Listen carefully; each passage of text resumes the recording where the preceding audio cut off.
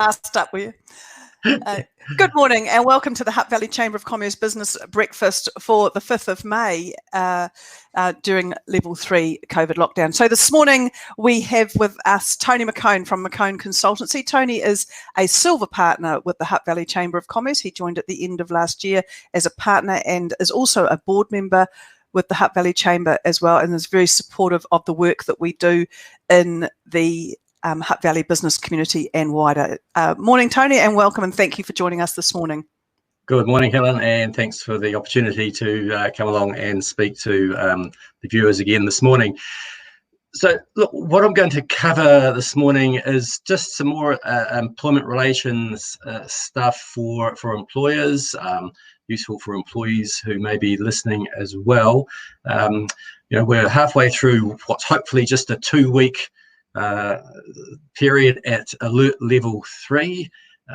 All things being equal, where I think everyone's got fingers and toes crossed that this time next week we have dropped down to level 2. So here's hoping that is the case.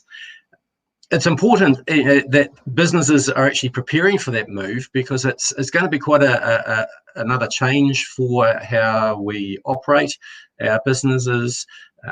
Having our staff, more of our staff back on site if we've only got limited staff, or for some businesses it might be the first time they're actually able to open up to staff and customers. So it's important that everyone's ready for that transition, and as I say, hopefully that will happen next week.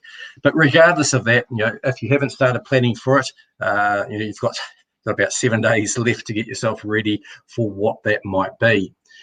Continue to look at the Covid19.gov.nz site. It's got the updated sheets on the alert levels. You can download those, as I have. They constantly sit on my table to refer to when I'm talking with clients about what they're thinking about. One of the things which bubbled up through the news last week, and this is probably a concern for employers and employees, is what happens, what do I do, what are my options if my staff don't want to come back into the workplace? They're not feeling that it's appropriate for them to come back into the workplace. So this becomes quite a conundrum, but it is actually covered by the legislation, and the legislation which you need to keep in mind if staff are not coming back or saying they're not comfortable about coming back into the workplace is the Health and Safety at Work Act 2015. Because an employee can legally refuse to stop work or coming to work if they believe on reasonable grounds that doing the work would expose them or anyone else to serious harm, risk under the health and safety obligations. So if there's an immediate hazard. Now, in the context of COVID-19, that could be a grounds for saying, well, actual fact, that might expose me to COVID-19. Now, the likelihood of whether that's actually a reasonable view for an employee to hold is probably diminishing, as we're seeing the numbers of infection dropping, 0 yesterday. So if that continues, then that type of argument is probably not going to hold much argument. But you still need to consider any objection which an employee puts forward and talk them through what it is, so that you can understand what's behind their objection. They might have some underlying health issues, that they might not be well themselves. And remember, under level 2, even if a person is showing signs of the flu, the advice is that they shouldn't come to work whilst they've got those, just to be safe, because that's the last thing the country needs, is if someone does have something which they're not aware they've got, and it's going to create a second wave, then it's better to err on the side of caution and say, okay, well, don't come to work until you're through the sniffles. The second question then comes to, well, does that person get paid if they are not at work then, or not doing their work? Then that question then needs to turn to their employment agreement and what they have available to them in terms of leave. So just as with a normal case of illness, you would look at, well, what's their available sick leave? Now, hopefully they haven't had to use any of their sick leave during the previous weeks of lockdown, and so they'll should have some sick leave available to them. Then they will be on paid sick leave. If they don't have paid sick leave and there is a genuine reason which you accept, then you may need to look at other arrangements for paying them some special leave or something, because it's a valid and genuine reason based on health and safety grounds for not coming to work. Now, let's talk about the opposite to that. What if the person just doesn't want to come back to work because they've actually enjoyed these last 5 or 6 weeks being at home, not really having to worry about their job because the wage subsidy's been coming in. You as the employer may have been topping them up to 80% or even 100% of their normal wages. So for them, life's pretty much okay from a financial perspective. Now, in those situations, if the person just doesn't want to come back to work because they've got comfortable, that's completely different from having a genuine concern about risk or exposure to themselves or someone else under the Health and Safety Act. So if someone is just saying, hey, I'm not coming back to work, and I'm not planning on coming back to work until we're at level 1, just because, then you're in a different situation altogether. There, the person is potentially withdrawing their services as an employee, and they have an obligation to actually be available to work. So if they are no longer willing to come to work, then they might still be able to come to work, but they're no longer willing to come to work. Then you may be in a situation of having a conversation with them, and it's important, the conversation still has to happen with them about letting them know the consequences of their decision, which could mean that they are placed on leave without pay until such time as they're prepared to be willing to return to work. So just not wanting to come to work in its own right without any reasonable and justifiable cause is no different from normal situations. If an employee doesn't turn up, they potentially could be considered to be abandoning their employment. Now, if your employment agreement has an abandonment provision in it, generally those are around 3 to 5 days of not being at work without reason, without just cause or words along those lines. As long as you are communicating with the employee, making all attempts to communicate with them, even if they're not communicating back, then you will have grounds potentially to commence an abandonment of employment situation. If you're talking with them and they're talking with you and they are being unreasonable, then you have grounds still to consider placing them on leave without pay. And you still have the right to potentially look at disciplinary action when and if they do return to work. So he's hoping that that's not a situation which you get confronted with. But it was a topic which came up in the newspapers last week about, in some sectors, employees just not wanting to come back to work. So you do have to look at the reason why they don't want to come back. So as I said, just a quick recap, if it's for a genuinely and reasonably held health and safety basis, exposure to themselves or exposure to someone else, to a risk or a hazard, i.e. COVID-19, and you accept that, then you've got a different path to go down, which may involve paying them sick leave and considering whether you can put in some measures to protect them. And I want to come back briefly and talk about that in a minute. If they have no genuine held reason and they're just not wanting to come back to work for whatever reason, then you are into a different ball game altogether. You're into potential disciplinary action. You're into potential leave without pay. But you still have to, in both situations, you have to communicate, or at least attempt to communicate with the employee and let them know the consequences of their actions before you impose them.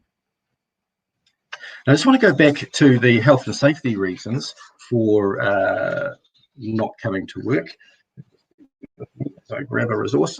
Under COVID-19, it's really important if you aren't operating, or if you are operating already, I should say, you hopefully already have a health and safety plan in place, which covers off things about how you're going to maintain the physical distancing, the 1 metre, 2 metre rule, how you're going to manage customers not coming into the workplace under level 3, coming into the workplace under level 2, how you're going to ensure that services which are touched are cleaned regularly, and PPE, personal protective equipment for your staff. Are they going to require gloves?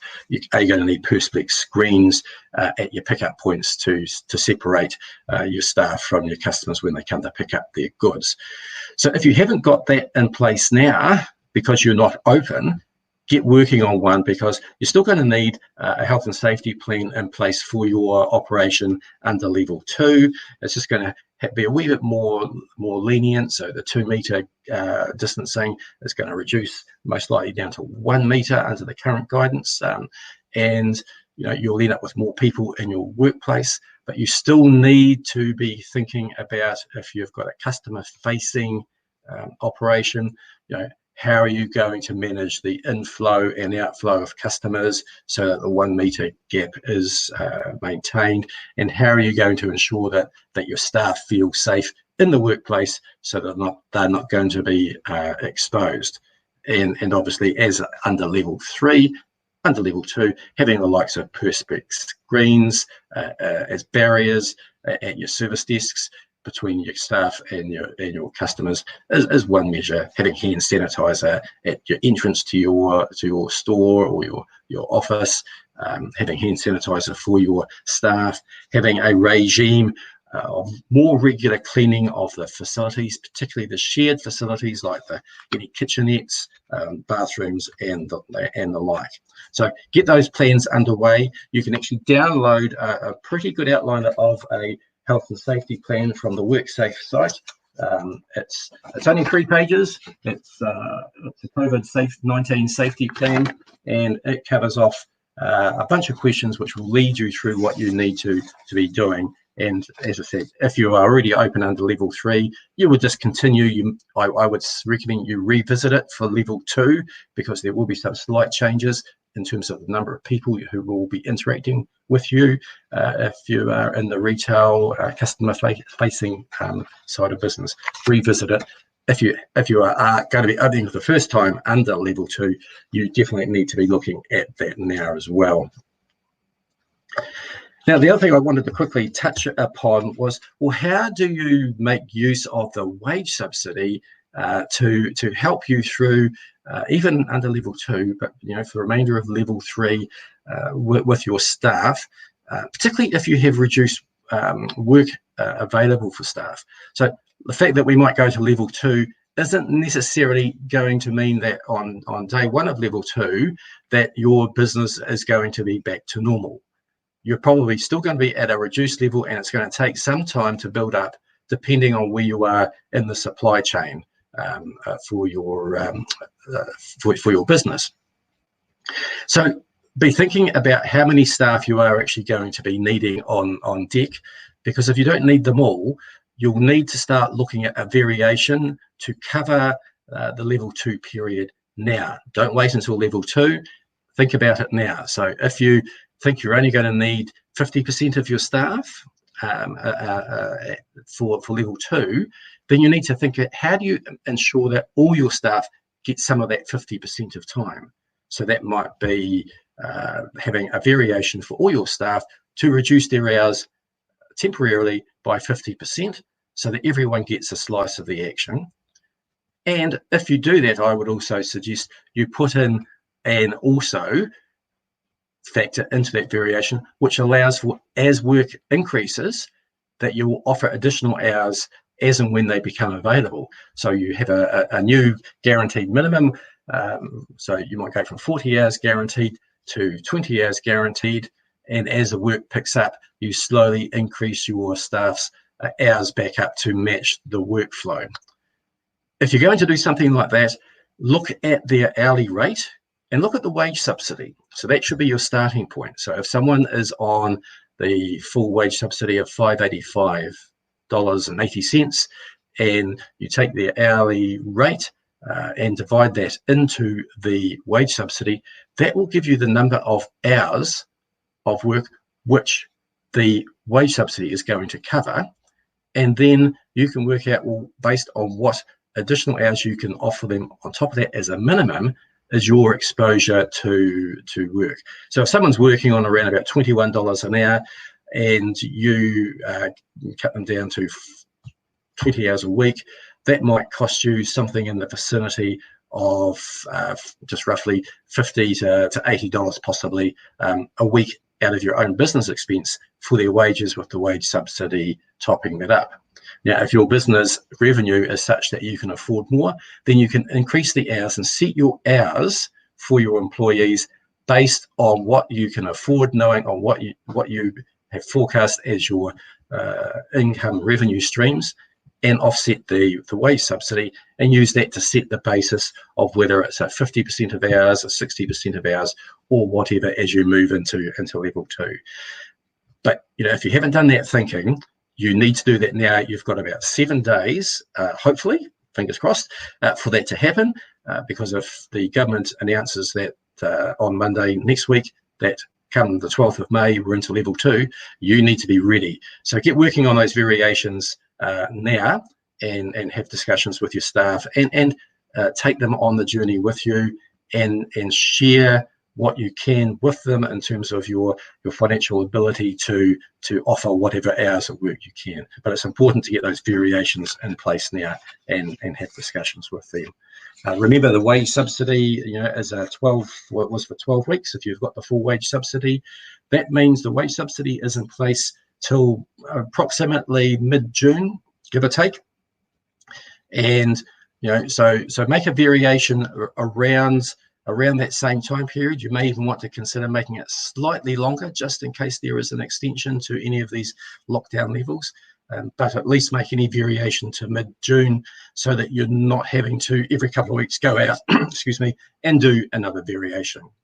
So there's some things to be thinking about as we start preparing, hopefully for this time next week, being in level 2.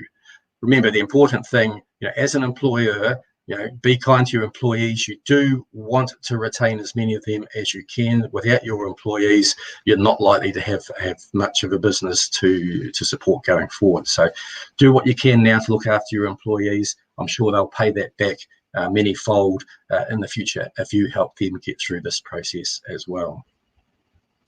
So I'm happy to take any questions now if there are any out there. Tony, thanks for that. So can I just clarify one thing while we're, in case a question of my own actually. When you say make a variation, you actually mean write a proper variation clause in everybody's employment contract? No, to do a variation, you can just write a letter saying to, dear Helen, I propose, because of the situation, the Covid-19 situation, the impact on the business, not able to afford your full-time hours as we go into level 2, or even through to level, or until even, say, mid-June. So therefore, I propose a variation to your working hours to reduce those to X for this period of time. And then it's just a letter which temporarily varies their employment agreement. It's not a new employment agreement. It's a letter which gets attached to and becomes an appendix to the employment agreement. Oh, thank you. Yes, I misunderstood that. So thank you for that clarification. Yeah. The topic around wages subsidy and people not wanting to come back to work. Thank you for covering that, because it's an issue that the Chamber is hearing frequently from people who say, employees who are saying, well, you've got 12 weeks of wages subsidy, so I'll come back at the end of the 12-week wages subsidy. It's important, isn't it, to realise that the wages subsidy isn't a payment to the employee? That's well, in some respects it is. It is for the employee, but it's not. Yeah, you're quite right. It's not an excuse to not come to work. The whole idea of the wage subsidy was to help the employer minimise their costs whilst their employees couldn't work, particularly through level 4. But if you look at the fact that they've made it 12 weeks. They're probably expecting the COVID alert levels to last for at least that long, and knowing that will have some impact on business, saying, we'll make it for 12 weeks, and then you as the employer must pass that on to your employee, whether they're working or not, And when they changed the rules on the 27th of March, that became more explicit, is to say it's there for you to retain your staff so that you don't have to make them redundant. So even if your business is struggling, it's there as an incentive for the employer to retain their employees for the full 12-week period, even if all they are able to pay is just the wage subsidy because they've got no revenue stream coming in. If at the end of the wage subsidy, then things are still dire, then that's, I suppose, another discussion which needs to happen in terms of, do they need to downsize? Is the business even actually viable? Was it viable in the first place? But those are things which hopefully the business owners are currently working through and trying to resolve in their own minds now, so that they can have those discussions with the staff. Great, but it's certainly not a free paid holiday. Yeah, right. Yeah, it can feel like it. For some, I'm sure, because there hasn't been a lot to do for some businesses, especially in level 4. I'm also very aware that you write blogs and some fact sheets and that sort of thing. Have you written any content around this that we can share with the viewers? On the variations, I can get some information through for viewers on that. This week I'm going to be talking a wee bit more in my next blog about this concept of not coming to work, so that employers have some information on how to confront the employee, in an appropriate way. It's not about being aggressive, because the employee's circumstances and their mental state as well. Because we've got to remember that this COVID thing will be playing differently on people's minds. So it's still taking a kind approach, but still being fair to yourself as the employer, and being fair to the employee, and having those discussions. Right. Definitely have something out for this week, and we can share that. Great. Okay. And if anyone has any other questions after this live stream, where can they contact you? They can contact me at my email address, which is tony@mckoneconsultancy.com. And if they want to have a phone call, they can contact me on my mobile 027 698 2123, 027 698 2123. Happy to take either a phone call or an email and answer any queries. Great. And we'll pop those contact details in the comment stream as well on Facebook. So thank you, Tony, for sharing your expertise freely again with us this morning. Welcome. Really appreciate your help and the support that you give the business community before COVID and through COVID, and I'm sure post-COVID as well. So thank you for your time. Just before we close out, I'd just like to let everybody know that we've got a full program of events this week through our Facebook group and live streamed on our YouTube channel, and you can also find them on our hvchamber.org.nz website. We have a live stream in marketing, online stores. That's tomorrow. We have another one booked around packaging. So packaging is a really important part of contactless delivery, and meeting some of the requirements of the COVID levels. So we have collected 3 people for a panel on Thursday to provide some solutions around packaging. And I'll also be speaking this week with our 2 mayors, Mayor Campbell Barry of Hutt City and Mayor Wayne Guppy as well, to talk about the work that we're doing locally to support the local business community. So thanks again, Tony, for joining us this morning. And no doubt I'll be speaking to you. And of course, can I encourage anyone who's looking for some support around engaging and retaining employees and having a strong employee-employer relationships, to contact Tony at any time for his advice. Thanks very much, and have a great day. Yeah, thanks everyone. Bye.